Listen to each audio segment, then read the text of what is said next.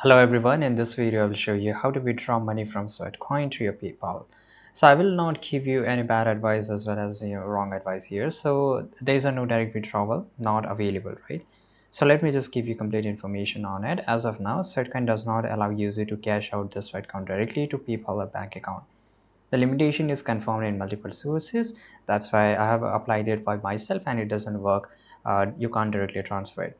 The second thing is that which you can use, that is a gift card.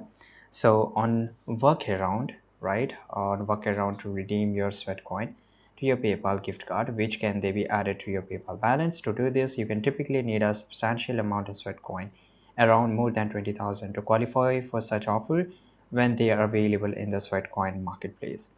And here, alternatively, you can use your Sweatcoin to purchase product directly with the app.